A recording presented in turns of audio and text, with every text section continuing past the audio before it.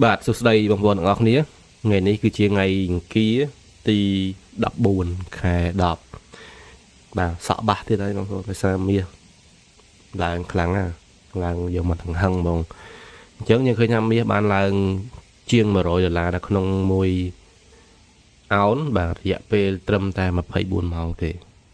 ញ្ចឹងឥឡូវបច្ចុប្បន្នមាសនៅតម្លៃ$4162បើយើងគិតជាតម្លឹងគឺអឺ$5001បាទ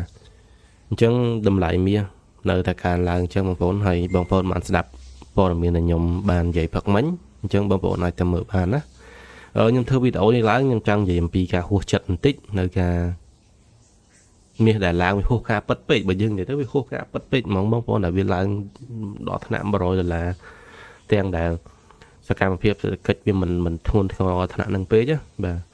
អាហ្នឹងមកពី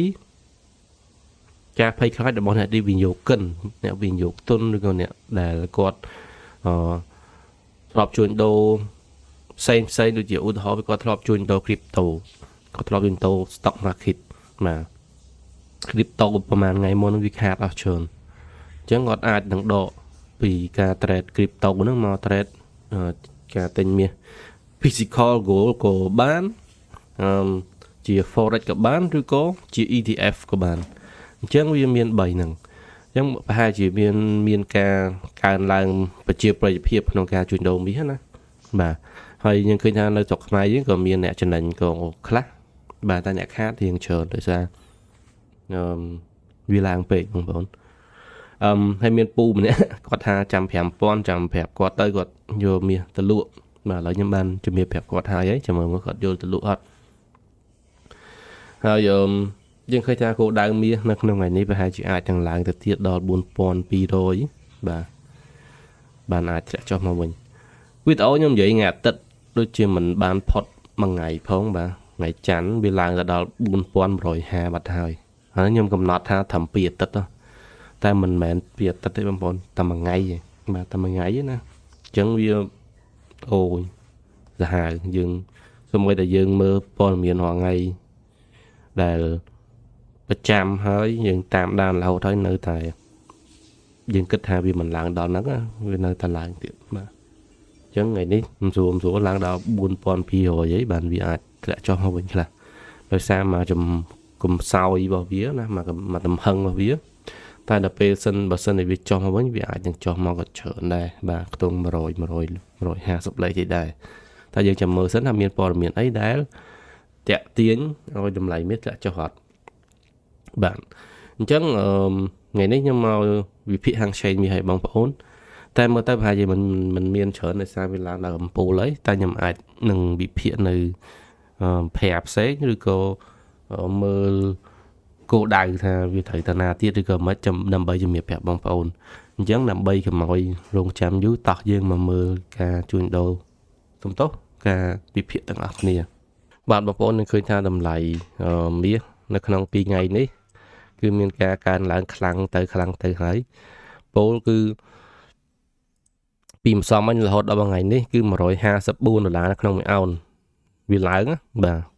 មួយថ្ងៃកន្លះមួយថ្ងៃបន្តិចឥឡូវមកមិន10អូថាហើយបាទអញ្ចឹងយើងមើលថាតម្លៃនេះវាអាចថ្នាទៀតយើងបាច់ទៅវាស់ extension បាច់ទៅវាស់ស្អីទេបងប្អូនអើយពីព្រោះវាឡើងដល់ប៉ុណ្ណេះហើយវាមានទៅទៀតហើយអញ្ចឹងអ្វីដែលយើងមើលឃើញយើងមកមើលបកគោ4ម៉ោងបាទបកគោ4ម៉ោងគឺក្រហមអត់មានទេបាទតាំងពីនេះមកតែឃើញបងប្អូនអើយទៅហាវាមាសអញ្ចឹងកម្លាំងរបស់វាអាចនឹងទៅដល់4200នេះអញ្ចឹងមកសល់តម្លៃដល់តម្លៃ4200បងប្អូនអាចមើលថាអាចលក់បានបើលក់យើងលក់ខ្លីទៅយើងមិនដឹងថាវាមកមិនតែត្រូវចាំបងប្អូន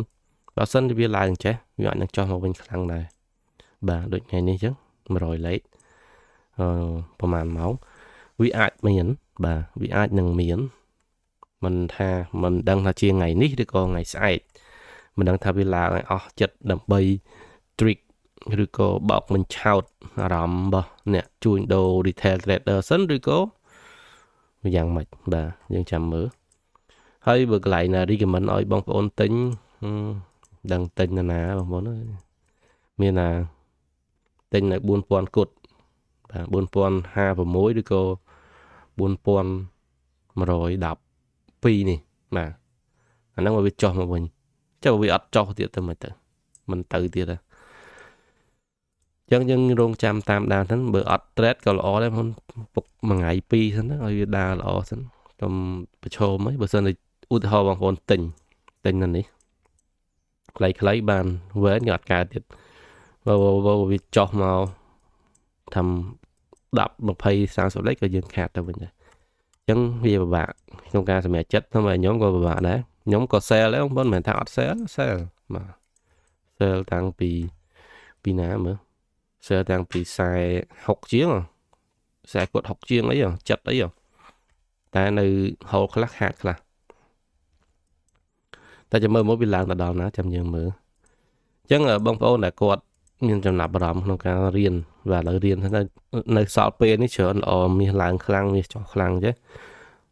យកពេលទៅរៀនចាំវាដើរល្អចាំយើងមកជួញដូរហ្នឹងអូខេល្អណាស់